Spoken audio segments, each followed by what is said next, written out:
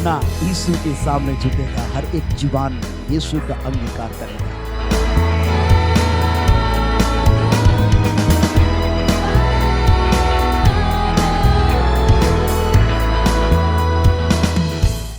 Praise the Lord. आज के आराधना में, ऑनलाइन सर्विस में आप सबों का स्वागत है, खास करके उन भाई बहनों का जो आज हमारे साथ पहली बार जुड़े हैं। We welcome you all. आइए इस आराधना की शुरुआत हम प्रार्थना से करेंगे।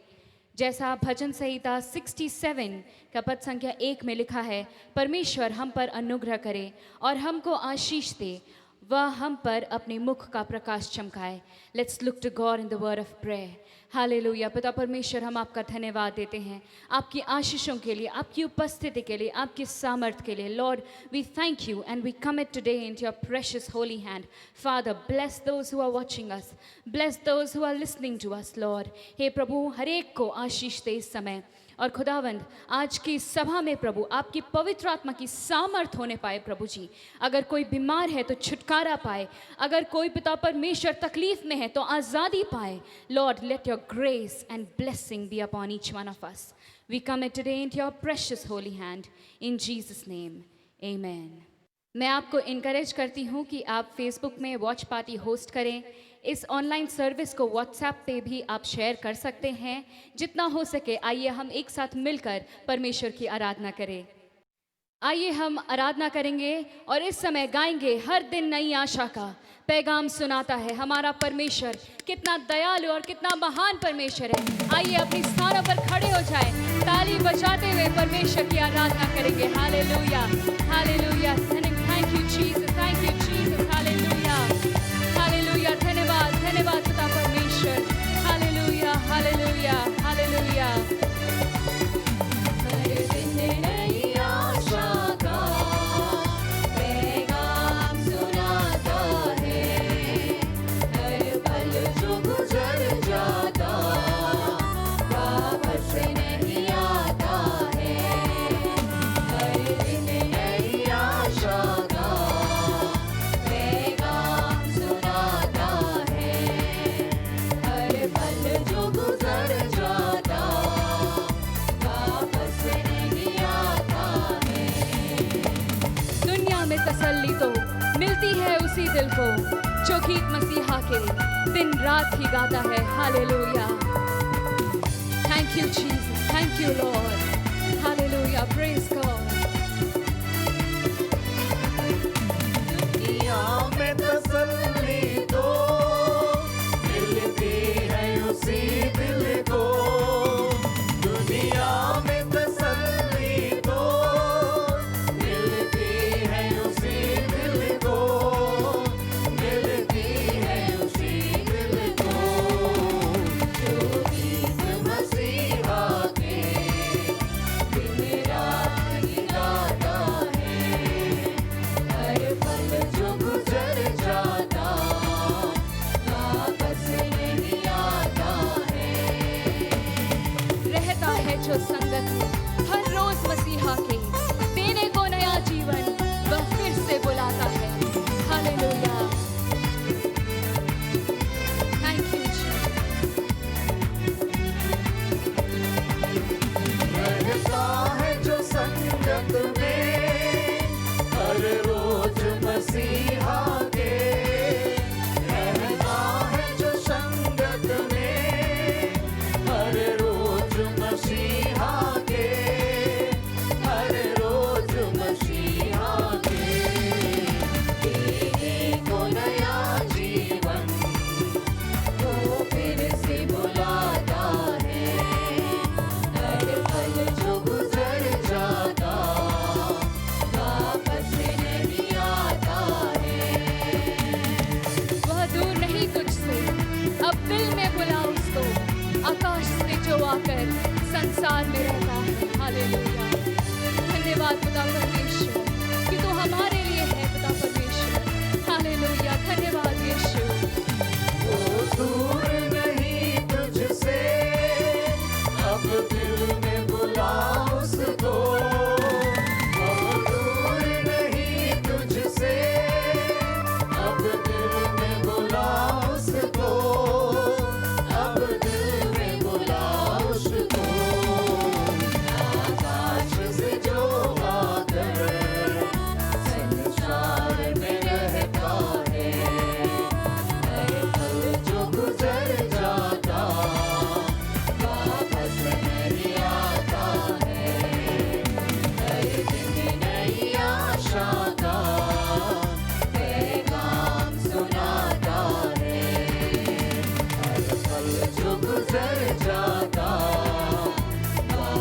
से नहीं आता है।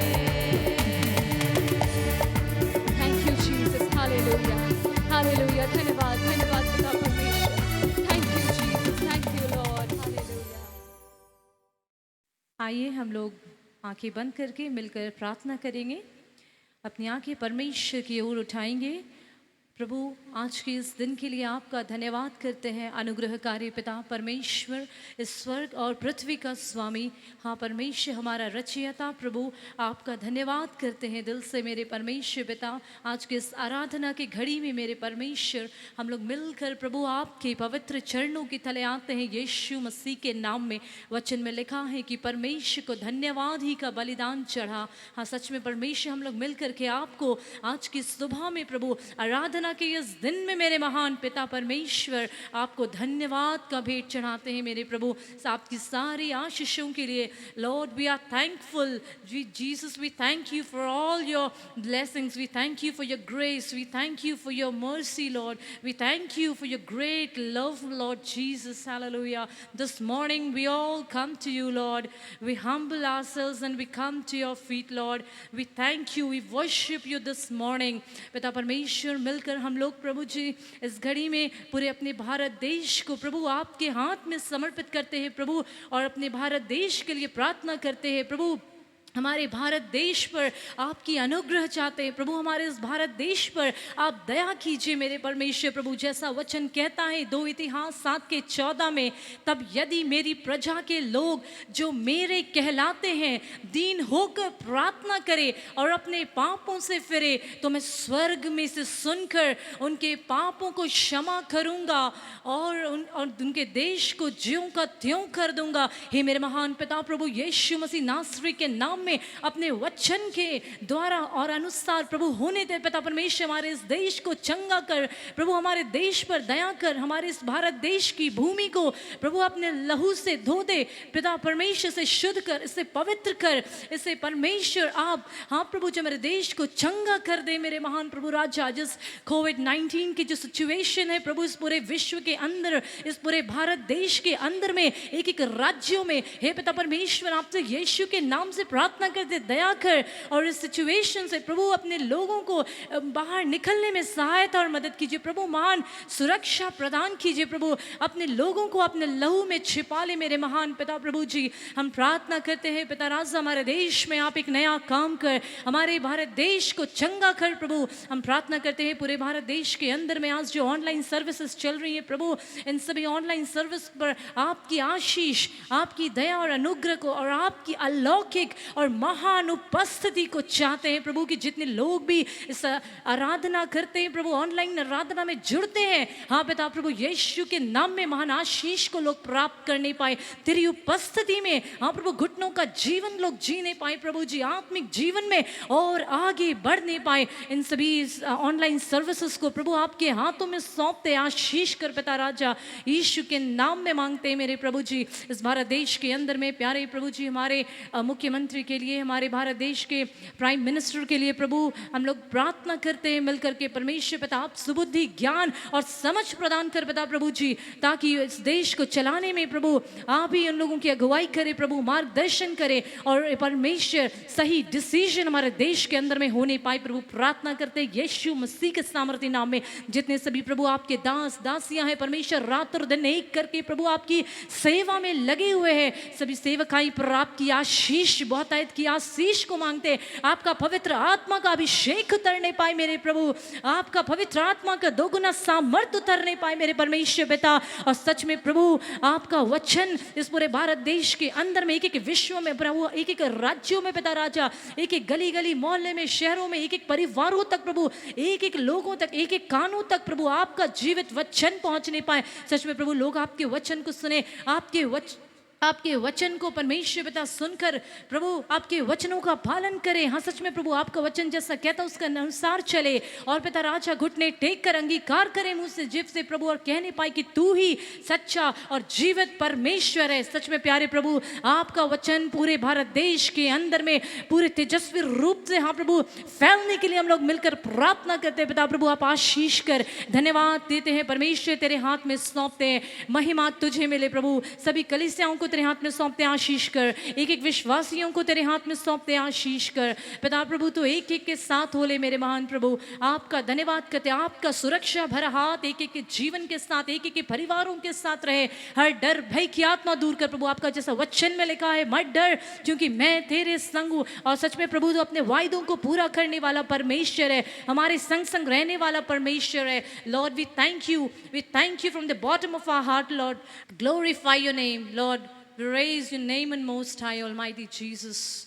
Lord, we commit everything to your holy hand, Lord. तुझे महिमा मिले सभी बातों में यीशु मसीह। धन्यवाद के साथ प्रार्थना जीवित यीशु मसीह के नाम में मांगते हैं प्रभु। सुन और दया से स्वर्ग राज्य में ग्रहण कर, यीशु मसीह के नाम में आमीन। आप सबों को जय मसीह की। आराधना के इस भाग में हम लोग भजन संहिता पढ़ते हैं। आइए आप मेरे साथ भजन संहिता अध्याय 5 निकाल लीजिए और परमेश्वर की महिमा के लिए बाइबल अपने हाथों में ले लीजिए और हम अपनी जगह पर खड़े हो जाएंगे और चैप्टर 5 वर्स 1 to 12 बारी बारी से पढ़ेंगे। पहला वचन मैं पढ़ूंगी और फिर दूसरे पद से आप लोग पढ़िएगा। हे यहोवा, मेरे वचनों पर कान लगा, मेरे ध्यान करने की ओर मन लगा। हे मेरे राजा, हे मेरे परमेश्वर, मेरी दुहाई पर ध्यान दे, क्योंकि मैं तुझी से प्रार्थना करता हूँ। हे यहोवा, भोर को मेरी वाणी तुझे सुनाई देगी, मैं भोर को प्रार्थना करके तेरी बाट जोहूंगा। क्योंकि तू ऐसा ईश्वर नहीं जो दुष्टता से प्रसन्न हो, बुराई तेरे साथ नहीं रह सकती। घमंडी तेरे सम्मुख खड़े होने ना पाएंगे, तुझे सब अनर्थकारियों से घृणा है। तू उनको जो झूठ बोलते हैं नाश करेगा। यहोवा तो हत्यारे और छली मनुष्य से घृणा करता है। परंतु मैं तो तेरी अपार करुणा के कारण तेरे भवन में आऊंगा। मैं तेरा भय मानकर तेरे पवित्र मंदिर की ओर दंडवत करूंगा। हे यहोवा, तेरे शत्रु के कारण अपने धर्म के मार्ग में मेरी अगुवाई कर, मेरे आगे आगे अपने सीधे मार्ग को दिखा। क्योंकि उनके मुंह में कोई सच्चाई नहीं, उनके मन में निरी दुष्टता है, उनका गला खुली हुई कब्र है, वे अपनी जीभ से चिकनी चुपड़ी बातें करते हैं। हे परमेश्वर, तू उनको दोषी ठहरा, वे अपनी ही युक्तियों से आप ही गिर जाएं। उनको जो उनके अपराधों की अधिकाई के कारण निकाल बाहर कर, क्योंकि उन्होंने तुझसे बलवा किया है। परंतु जितने तुझ पर भरोसा रखते हैं वे सब आनंद करें, वे सर्वदा ऊंचे स्वर से गाते रहें, क्योंकि तू उनकी रक्षा करता है और जो तेरे नाम के प्रेमी हैं तुझ में प्रफुल्लित हों। आइए हम इस वचन को एक साथ मिलके पढ़ेंगे। क्योंकि तू धर्मी को आशीष देगा, हे यहोवा, तू उनको अपने अनुग्रह रूपी ढाल से घेरे रहेगा। परमेश्वर के इस वचन के लिए धन्यवाद। ये पूरे भजन संहिता के एक एक वचन बहुत ही सामर्थी वचन है प्रियो, परंतु आज हम सिर्फ वर्स 12 पद देखेंगे। लिखा है, क्योंकि तू धर्मी को आशीष देगा, हे यहोवा, तू उनको अपने अनुग्रह रूपी ढाल से घेरे रहेगा। ये बहुत ही ध्यान देने योग्य वचन है कि परमेश्वर धर्मी को कैसी आशीष देता है और कैसे लोगों को परमेश्वर घेर के अनुग्रह रूपी घेरे के बाड़े में बांध के रखता है। प्रियो, परमेश्वर का ये अद्भुत वचन इन दिनों जब हम परिस्थितियों को देख रहे हैं, परमेश्वर के वचन किस तरह से पूरे हो रहे हैं, वचन की भविष्यवाणियां किस तरह से पूरी हो रही हैं और आने वाले दिनों में परमेश्वर के वचन के पूरे होने की कितनी अद्भुत भविष्यवाणी की गई है। प्रियो, तो हमें कितने अधिक परमेश्वर के वचन के सामर्थ्य में चलने की आवश्यकता है। कैसे हम अपने जीवन से मन फिराते हुए पवित्रता और धर्मी जीवन जीने की आवश्यकता है, और तब निश्चय परमेश्वर हमारे चारों ओर बाड़ा बांध के रहेगा प्रियो, और हम निश्चिंत जीवन बिताएंगे। परंतु इन दिनों हम अपने परिवार के बारे में सोचें, इन दिनों हम अपने कम्युनिटी के बारे में सोचें, हम अपने देश के बारे में सोचें, चारों ओर कितना उथल पुथल है। परंतु ऐसे समय में मैं आपका ध्यान परमेश्वर के वचन से एक व्यक्ति की ओर ले जाना चाहती हूँ। अय्यूब 1:1 में लिखा है कि अय्यूब कैसा व्यक्ति था जो उसके धर्मी होने का प्रमाण है। लिखा है अय्यूब 1:1 कहता है, उस देश में अय्यूब नाम एक पुरुष था, वह खरा और सीधा था और परमेश्वर का भय मानता और बुराई से परे रहता था। ये अय्यूब के जीवन के धर्मी होने का प्रमाण है। और अय्यूब अपने धर्मी जीवन जीते हुए भी बहुत सारे कष्टों को अपने जीवन में आते हुए देखा। प्रियो, हम में से कोई ऐसे नहीं है जो हम अय्यूब के कष्ट के विषय में नहीं जानते और उसके धीरज के विषय में नहीं जानते हैं। अय्यूब अपने जीवन में 4 मुख्य बातों को खोया और ये 4 मुख्य बातों में पहली बात है कि अय्यूब ने अपनी प्रॉपर्टी को खो दिया, संपत्ति को खो दिया। अय्यूब अपने फैमिली को खो दिया, परिवार को खो दिया। अय्यूब अपने फ्रेंड्स को खोया, अपने मित्रगणों को खोया। और अय्यूब अपने हेल्थ, अपने अच्छे स्वास्थ्य को खो दिया। और ये सब कुछ खोने के बाद अय्यूब अकेला हो गया। प्रियो, अगर हम इन बातों को सोचें कि अगर हमारी धन संपत्ति खो जाए, हमारे परिवार में तकलीफ और कष्ट आ जाता है, कोई गंभीर बीमारियां आ जाती हैं, तो हम कैसे परेशान हो जाते हैं, कैसे मित्रगण जब छोड़ देते हैं और जब हमारा खुद का शरीर हमें साथ नहीं देता है। परंतु अय्यूब परमेश्वर की सामर्थ को जानता था और अय्यूब अपने धर्मी होने के प्रमाण को जानता था और इसीलिए परमेश्वर के उस अनुग्रह को कि मुझे परमेश्वर कभी नहीं छोड़ेगा, इस बात को वो जानता था। प्रियो, इन दिनों में हम जो यीशु मसीह के नाम से विश्वास करते हैं, परमेश्वर के वचन पर आधारित हैं, हमें ऐसे विश्वास में अडिग रहने की आवश्यकता है। और सब कुछ खोने के बाद भी अय्यूब उस धीरज से था जिस धीरज के विषय में यशायाह 26, आयजाया 26:3 और 4 में लिखा है, जिसका मन तुझ में धीरज धरे हुए है, उसकी तू पूर्ण शांति के साथ रक्षा करता है, क्योंकि वह तुझ पर भरोसा रखता है। और प्रकाशित वाक्य रेवलेशन 3:19 कहता है, वचन हमें स्मरण दिलाता है, परमेश्वर कहता है, मैं जिन जिन से प्रीति रखता हूं उन सबको उल्हाना और ताड़ना देता हूं। सो प्रिय भाई बहन, इन दिनों में जब हमारे धर्मी होने के कारण हम समाज से, परिवार से, मित्रगणों से, खुद के शरीर से, खुद के स्वास्थ्य से और खुद के अकेलेपन से इन दिनों अगर हम हैं, तो आप अपने धर्मी होने के कारण परमेश्वर की महिमा कीजिए। हालेलुया। और ये धार्मिकता परमेश्वर का अनुग्रह रूपी बाड़ा निश्चय आपको घेर के रखा है। उसका परिणाम ये हुआ, अय्यूब 42, अय्यूब 42वां अध्याय और उसके 12 पद में लिखा है कि और यहोवा ने अय्यूब के पिछले दिनों में उसको अगले दिनों से अधिक आशीष दिया। इसलिए प्रियो, हम ब्लेसिंग्स को काउंट नहीं कर सकते हैं, हम आशीषों को गिन नहीं सकते हैं, परमेश्वर कैसे काया पलट करेगा। परंतु आवश्यकता है कि हम अपने धर्मी होने का प्रमाण हम परमेश्वर के सामने में रखते जाएं। जो कुछ पिछले दिनों में हुआ, प्रियो, हम बड़ी नम्रता के साथ, बड़ी दीनता के साथ हम परमेश्वर के सामने स्वीकार कर ले, प्रभु मुझ पर दया कर, मेरे पारिवारिक श्राप को तोड़ दे, मेरे परिवार को परमेश्वर आशीषित कर दीजिए।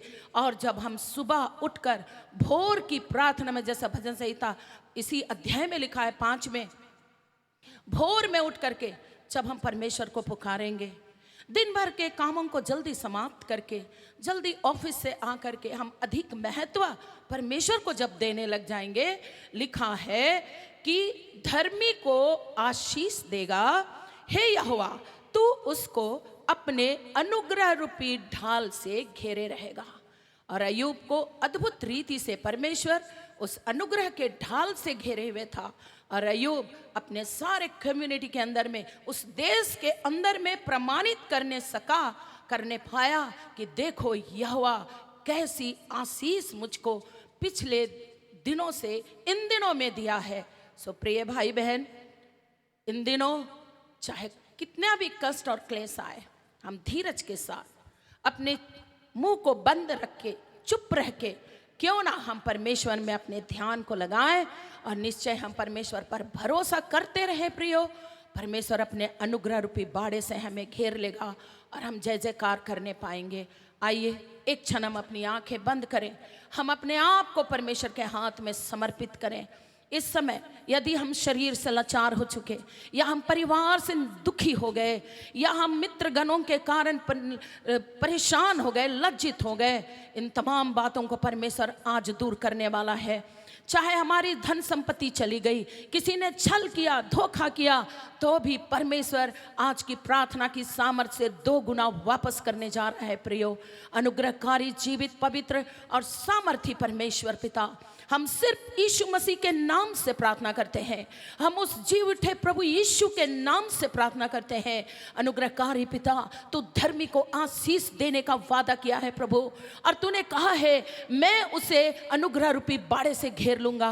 प्रेमी परमेश्वर पिता, हमारे प्रिय लोग जो तुझ में विश्वास करते हैं प्रभु, यदि उन्होंने अपनी धन संपत्ति को खो दिया, यदि उन्होंने अपने परिवार को खो दिया, या परमेश्वर उन्होंने अपने मित्रगणों को खो दिया, या परमेश्वर वे अपने शरीर से लाचार और बीमार ग्रस्त हो गए और आज अकेलेपन में हो गए हैं, हम यीशु मसीह के नाम से प्रार्थना करते हैं प्रभु, इन तमाम बातों के ऊपर धर्मी होने के कारण ऐसे परिवार और ऐसे व्यक्ति और ऐसे जन को तो आशीष दे और आशीष दे।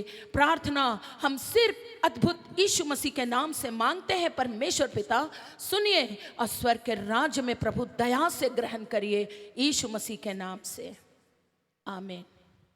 आइए हम आराधना में आगे बढ़ेंगे, अपने मनों को परमेश्वर के वचन के लिए तैयार करेंगे इस गीत के साथ, Lord I come to you, let my heart be changed, renewed. आइए हम प्रार्थना के साथ इस गीत को गाएं, let my heart be changed Lord, let it be renewed once again, hallelujah.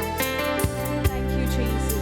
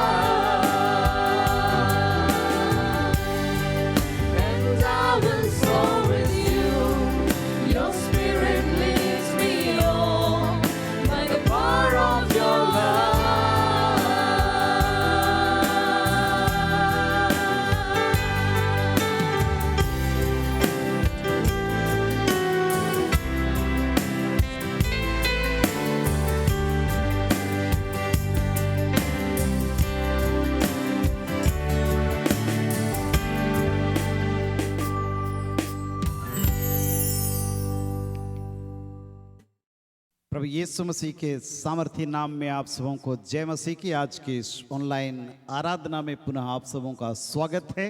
विशेष रूप से उन प्रिय भाई बहनों का हम स्वागत करना चाहते हैं जो पहली बार हमारे साथ इस आराधना में जुड़े हुए हैं। परमेश्वर हमें सर एक आशीष दे।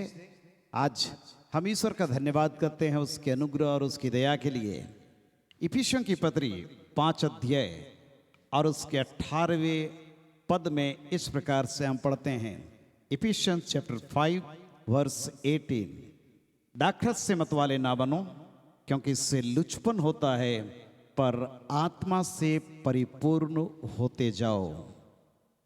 पौलुस प्रेरित इफिसियों की मंडली को जब खत लिखा, पहले भाग में लेखक एकता के विषय में व्यक्त करता है, उस मार्ग के विषय में बताते हुए जिसके द्वारा परमेश्वर पिता ने अपने लोगों का चुनाव किया कि कैसे अपने पुत्र यीशु मसीह के द्वारा उन्होंने अपने पापों से क्षमा प्राप्त की और छुड़ाए गए हैं, और कैसे पवित्र आत्मा के द्वारा परमेश्वर की महान प्रतिज्ञा के पूरा होने का आश्वासन दिया गया। इस बात पर हम ध्यान करते हैं। दूसरे भाग में पौलुस प्रेरित पाठकों से ऐसा जीवन जीने का आग्रह करता है कि मसीह में उनकी एकता उनके सामूहिक जीवन की सच्चाई बन जाए, और इस सामूहिक जीवन की सच्चाई को कार्य रूप में परिणत करने के लिए पवित्र आत्मा की भूमिका बहुत ही बड़ी है।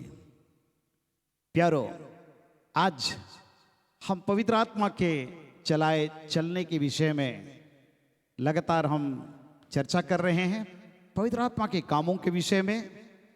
और यहां पर पौलुस प्रेरित कलीसिया को कहता है कि पवित्र आत्मा से परिपूर्ण होते जाओ।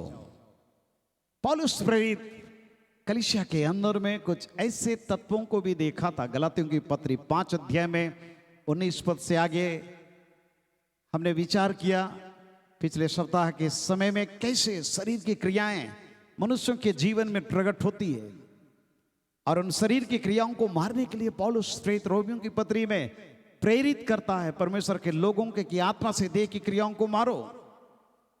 और आज पौलुस प्रेरित यहां पर इस बात को जोर देता है कि परमेश्वर के लोग दाखरस से मतवाले ना बने क्योंकि इससे लुचपन उत्पन्न होता है, परंतु आत्मा से परिपूर्ण होते जाएं। आज संसार के अंदर में सबसे बड़ी समस्या है, वो है नशा का सेवन करना। हो सकता है कई लोगों को ये बात पसंद नहीं होगा, परंतु सच्चाई है कि जो नशा का हुआ शिकार, जैसा कहावत है, उसका घर परिवार उजड़ जाता है। और इसलिए हमें ध्यान देने की आवश्यकता है कि ये मतवालपन जो इस नशा के कारण से होता है, ये शरीर का काम है। गलाती 5:19 में जैसा हम पढ़ते हैं, और मतवालपन शारीरिक क्रियाओं को करने के लिए प्रेरित करता है। और अगर हम परमेश्वर के वचन में ध्यान करेंगे तो बहुत सारी सच्चाई हमें सर एक को मिलेगी। होशे की किताब 4 अध्याय, बुक ऑफ होशे चैप्टर 4 वर्स 11 एंड 12, 11 और 12 पद में लिखा है, वेश्यागमन और दाकमधु और ताजा दाकमधु ये तीनों बुद्धि को भ्रष्ट करते हैं। मतलब मतवालपन एक ऐसी चीज है जो मनुष्यों के बुद्धि को मार देती है, भ्रष्ट कर देती है, और जो बुद्धि मर जाता है तो उसका नतीजा क्या होता है। पौलुस प्रेरित रोमियों की पत्री और उसके पहले अध्याय में इस प्रकार से वर्णन करता है, उसके 21 पद, 22 पद और 23 पद में, रोमन चैप्टर 1, 21, 22, 23। इस कारण कि परमेश्वर को जानने पर भी उन्होंने परमेश्वर की योग्य बढ़ाई और धन्यवाद ना किया। मतलब परमेश्वर को जानने के बावजूद भी लोग भूल जाते परमेश्वर का धन्यवाद करने के लिए, परंतु व्यर्थ विचार करने लगे, यहां तक कि उनका निर्बुद्धि मन अंधेरा हो गया। अपने आप को बुद्धिमान जता करके मूर्ख बन गए और अविनाशी परमेश्वर की महिमा को नासवान मनुष्य, पक्षियों, चौपाइयों और रेंगने वाले जंतुओं की मूर्त की समानता में बदल डाला। और यही कारण था कि परमेश्वर उन्हें उनके मन के अभिलाषाओं के अनुसार अशुद्धता के लिए छोड़ दिया कि वे अपने शरीरों का अनादर करें, क्योंकि उन्होंने परमेश्वर की सच्चाई को बदलकर झूठ बना डाला और सृष्टि की उपासना और सेवा की, ना कि उस सृजनहार की जो सदा धन्य है। और जब उन्होंने परमेश्वर को पहचानना ना चाहा, रोमी 1:28 से आगे लिखा है, तो परमेश्वर ने भी उन्हें उनके निकम्मे मन पर छोड़ दिया कि वे अनुचित काम करें। और उसका नतीजा क्या हुआ? इसलिए वे सब प्रकार के अधर्म और दुष्टता और लोभ और बैर भाव से भर गए और डाह और हत्या और झगड़े और छल और ईर्ष्या से भरपूर हो गए और चुगलखोर, बदनाम करने वाले, परमेश्वर से घृणा करने वाले, दूसरों का अनादर करने वाले, अभिमानी, डींगमार, बुरी बुरी बातों को बनाने वाले, माता पिता की आज्ञा नहीं मानने वाले, निर्बुद्धि, विश्वासघाती, माया रहित और निर्दय हो गए। समाज के अंदर, परिवार के अंदर ये सारे अवगुण आज विद्यमान हैं। ये सच्चाई है प्यारो। इसका जड़ कहां पर है? ये होशे नबी की किताब में जैसा हमने पढ़ा कि ये बुद्धि को भ्रष्ट कर देने वाली शक्ति हमारे जीवन में काम करती है, और इसलिए उसका दमन करने के लिए, उसको खत्म करने के लिए सिर्फ और सिर्फ पवित्र आत्मा ही है जिसके द्वारा हम उन क्रियाओं को मार सकते हैं, हम बुरी अभिलाषाओं को दमन कर सकते हैं। हमारा जीवन ईश्वर की महिमा के लिए हो सकता है। दूसरी बात हम देखते हैं नीति वचन उसका 23 अध्याय, प्रोवर्ब्स चैप्टर 23 वर्स 29 to 32, 29 पद से 32 पद तक लिखा है, कौन कहता हाय, कौन कहता हाय है, कौन झगड़े रगड़े में फंसता है। इस मतवालपन के विषय में आज मैं आपको, आपके ध्यान में कुछ बातों को लाना चाहता हूं।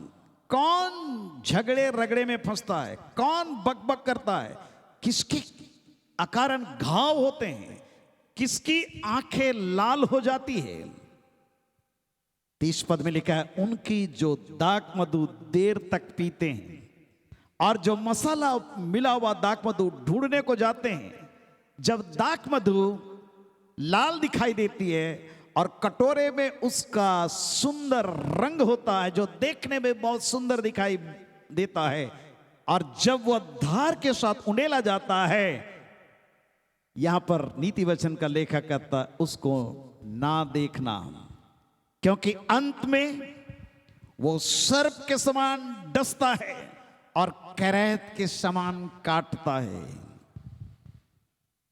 झगड़े उत्पन्न करने वाली बात को हमने पढ़ा।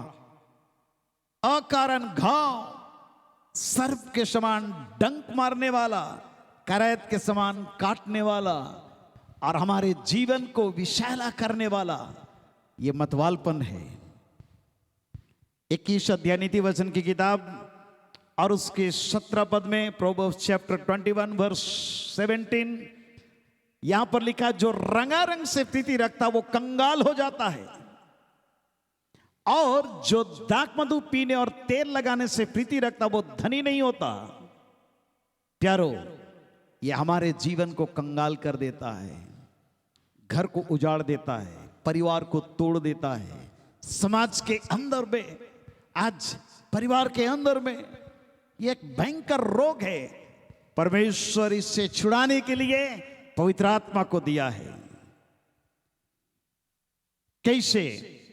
बाइबल में भी बहुत सारे एग्जाम्पल आपको मिलेंगे, उदाहरण कैसे इस मतवालपन के कारण से इस संसार में, परिवार में भयंकर चीजें घटी है। कुछ एग्जाम्पल में, उदाहरण की बातों को मैं आपके सामने लाना चाहता हूं जो हमारे चेतावनियों के लिए होगा।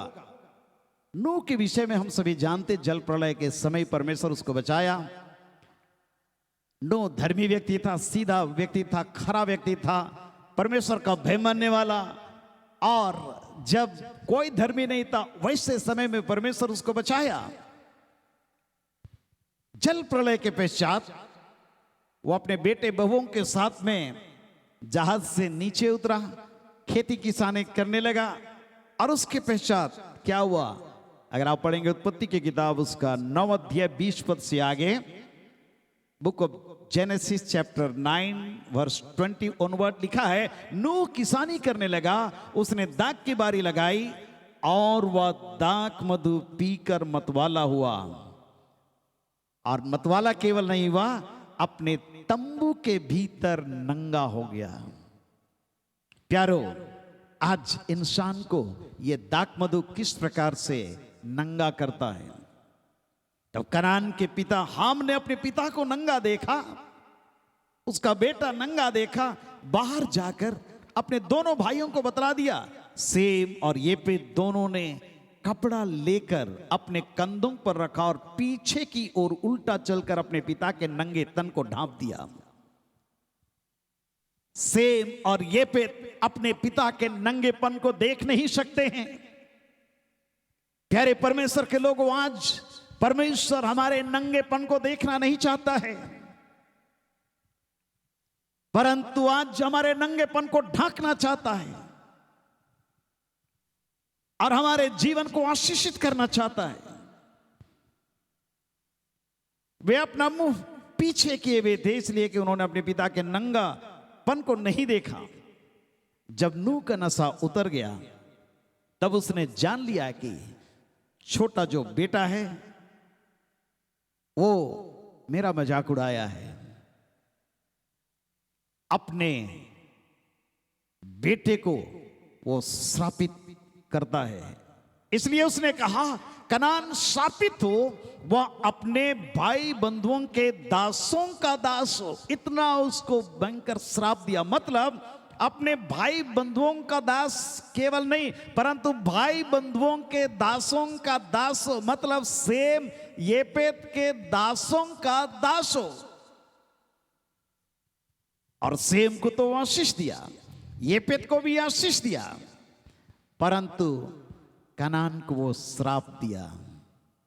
प्यारो, आज जब हम अपने आपे में नहीं रहते हैं, हमारे जीवन से भी कई बार ऐसे श्राप और अभिशाप निकलते हैं। क्या बोल रहे हैं हम समझ नहीं पाते। इसी मुंह से हम परमेश्वर का धन्यवाद करते हैं, इसी मुंह से हम श्राप भी देते हैं। और एक मतवाला व्यक्ति किस प्रकार से अपने जुबान की बातों को नियंत्रण नहीं रखता है, आपको मालूम है। और इसलिए आज परमेश्वर हम में से एक को आत्मा की परिपूर्णता में रखना चाहता है, ताकि हम और आप ऐसे चीजों से हम बचें।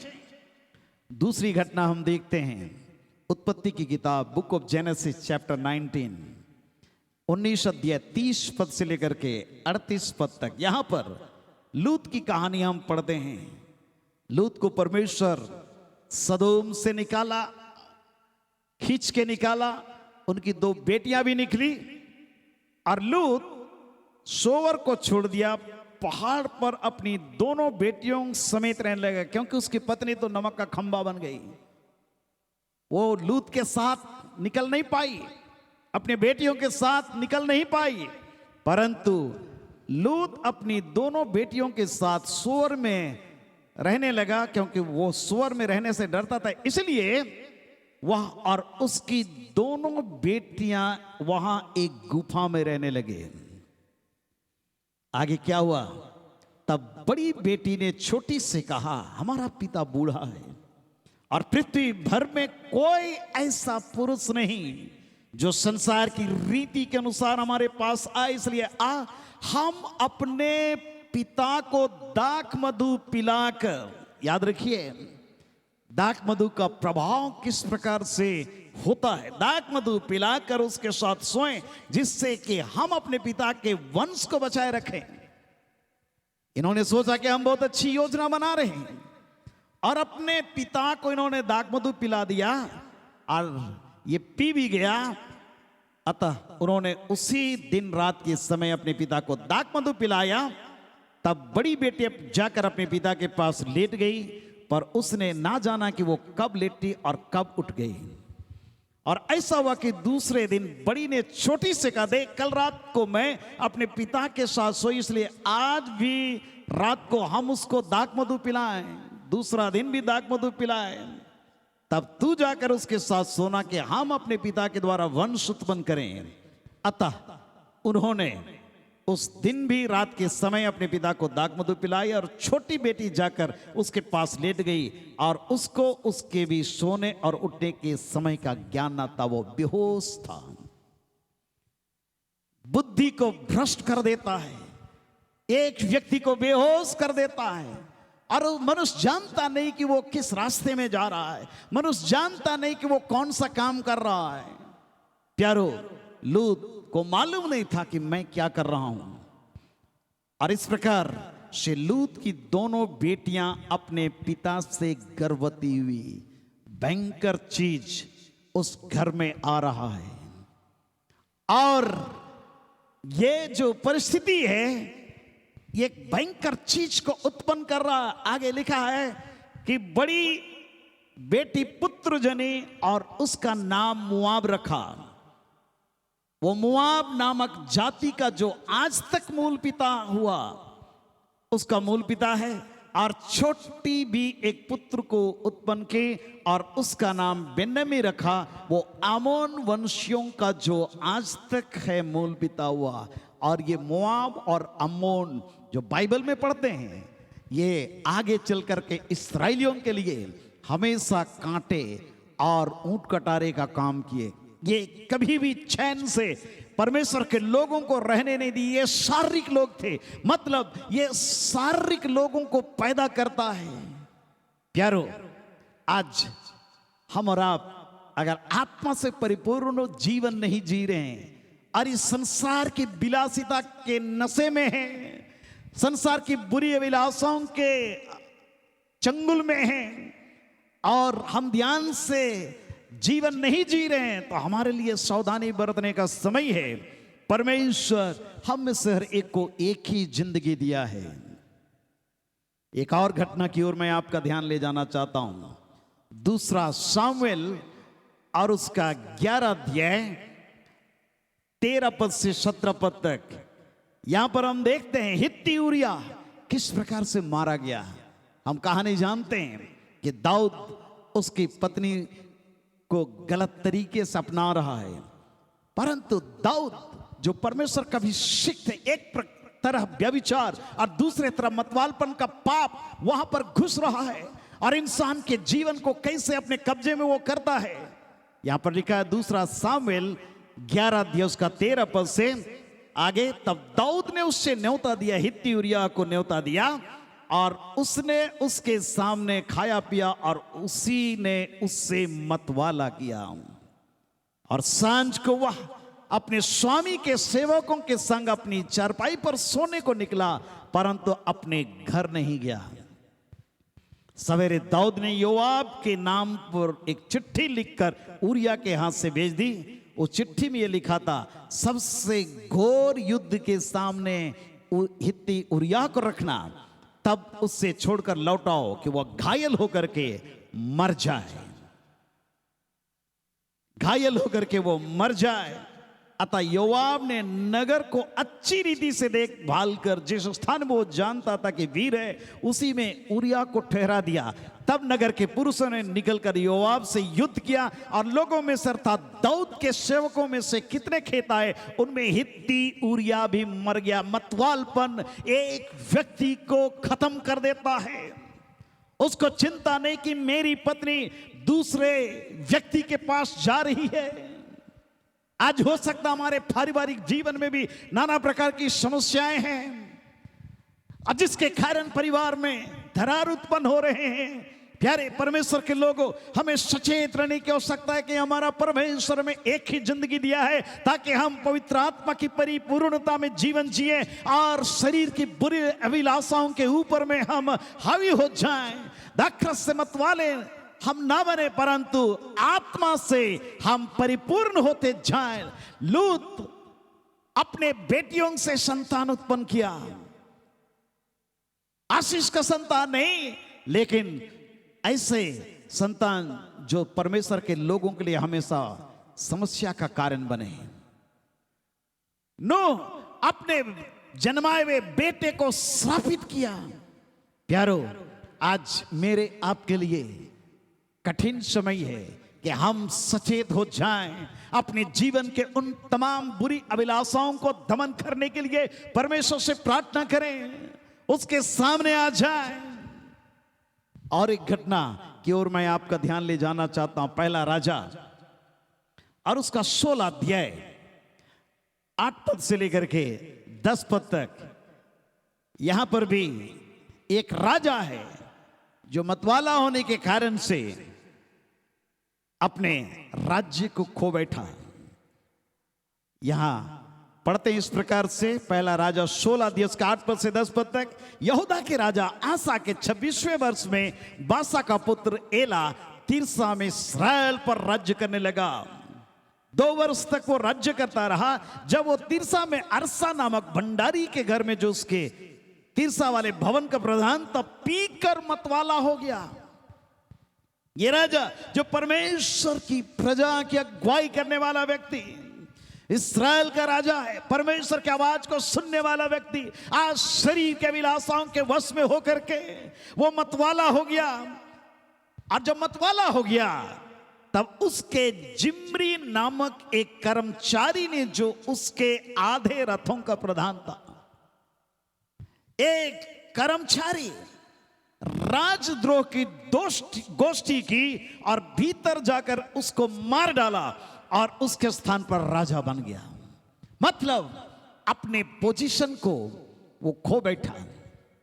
आज हो सकता है हम और आप भी अच्छे पोजीशन में हो सकते हैं, परंतु अगर हम सावधान नहीं रहेंगे, सचेत नहीं रहेंगे, तो प्यारो हमारे पोजीशन से भी हम बर्खास्त हो सकते हैं। कई लोग आज इन सारे चीजों के आदी बन गए हैं और जिससे छुटकारा पाना बहुत मुश्किल है। और इसीलिए परमेश्वर पवित्र आत्मा को दिया है ताकि हम और आप पवित्र आत्मा के नशे में हम बिल्कुल चूर हो जाएं। और जब पवित्र आत्मा के नशे में हम रहेंगे, दूसरा कोई भी नशा हमारे लिए अच्छा नहीं लगेगा। और इसलिए पेंतीकोस्त के दिन परमेश्वर पवित्र आत्मा को उंडेला, और पेंतीकोस्त के दिन विशेष रूप से हमने इसको ध्यान दिया था, पवित्र आत्मा कैसे उंडेला गया प्रेरितों के दिनों में। और वहां पर जो घटना घटी, आज मैं पुनः आपको स्मरण दिलाना चाहता हूं। 2 अध्याय प्रेरितों के काम और उसके 5वें पद से आगे इस प्रकार से हम पढ़ते हैं। Acts chapter 2 verse 5 onward. आकाश के नीचे के हर एक जाति में से भक्त यहूदी यरूशलेम में रह रहे थे। जब ये शब्द हुआ तो भीड़ लगी और लोग घबरा गए, क्योंकि हर एक को यही सुनाई देता था कि ये मेरी ही भाषा में बोल रहे हैं। वे सब चकित और अचंभित होकर कहने लगे, देखो ये जो बोल रहे हैं क्या सब गलीली नहीं? तो फिर क्यों हम में से हर एक अपनी अपनी जन्मभूमि की भाषा सुनता है? हम जो पार्थी और मेदी और एलामी और मेसोपोटामिया और यहूदिया और कप्पदूकिया और पुंतुस और आसिया और फ्रूगिया और पंपुलिया और मिस्र और लीबिया देश जो कुरेनी के आसपास हैं, इन सब देशों के रहने वाले रोमी प्रवासी अर्थात यहूदी और यहूदी मत धारण करने वाले क्रेती और अरबी भी हैं, परंतु अपनी अपनी भाषा में उनसे परमेश्वर के बड़े बड़े कामों की चर्चा सुनते हैं। और वे सब चकित हुए और घबरा करके एक दूसरे से कहने लगे, क्या ये हो रहा है? परंतु दूसरों ने, कुछ लोगों ने ठट्ठा करके कहा, ये नए मदिरा के नशे में चूर हैं। ठट्ठा किया उन्होंने, लेकिन वास्तविक बातों को कहा उन्होंने कि 120 लोग दाखरस से मतवाले नहीं हुए, परंतु पवित्र आत्मा से मतवाले हुए हैं। और यही पवित्र आत्मा आज मेरे आपके जीवन में काम करना चाहता, ताकि हमारा प्यारे परमेश्वर के लोगों शरीर की बुरी अभिलाषाओं को हम दमन करने पाए, हमारा बुद्धि भ्रष्ट ना हो, झगड़े उत्पन्न करने वाले, अकारण घाव पैदा करने वाले, सर्प के समान डंक मारने वाला वातावरण नहीं, करैत के समान काटने वाला वातावरण नहीं,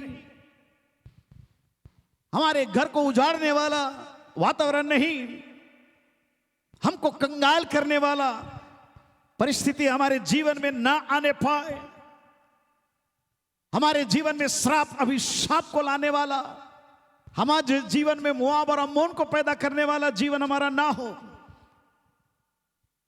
हम अपने घर की रखवाली करने पाए। हित्ती उरिया अपने घर की रखवाली नहीं करने पाया, मतवाला हो गया और युद्ध में वो मारा गया। इस्राएल का राजा मतवाला हो गया और वो भी मारा गया। परमेश्वर आज मेरे और आपके जीवन को बचाना चाहता है, और इसलिए इन दिनों में लगातार हम प्रार्थना करें और कहें, परमेश्वर मुझको आत्मा की परिपूर्णता दे। हालेलुया। अपनी आत्मा से मुझे भर दे प्रभु, अपनी आत्मा से मुझे भर दे प्रभु, अपनी आत्मा से मुझे भर दे प्रभु। आइए अपने सरों को झुकाएं, हम प्रार्थना करेंगे। परमेश्वर आज के सुबह अपनी आत्मा की भरपूरी हम में से हर एक को बहुत आयत से देने पा। हालेलुया। हाथों को उठाएं, घुटने में आकर के प्रार्थना करें। हालेलुया। आइए उस परमेश्वर का हम धन्यवाद करें।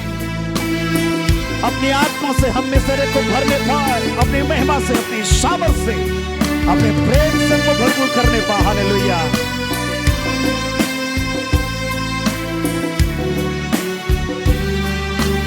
हालेलुया। अपनी आत्मा से भर दे प्रभु, अपनी आत्मा से भर दे प्रभु, अपनी आत्मा से भर दे प्रभु, अपनी आत्मा से भर दे प्रभु,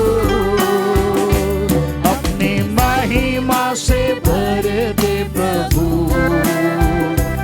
अपनी महिमा से भर, अपनी महिमा से भर दे, अपनी सामर्थ से भर दे, भर दे प्रभु, अपनी महिमा से भर दे प्रभु। सर्वशक्तिमान पिता परमेश्वर, इस घड़ी हम प्रार्थना करते हैं प्रभु यीशु मसीह नासरी के नाम में, हम दाखरस से मत वाले नहीं परंतु हम आत्मा से परिपूर्ण होना चाहते हैं, क्योंकि हमने सुना प्यारे परमेश्वर दाखरस से मत वाले जब बनते हैं इससे लुचपन उत्पन्न होती है,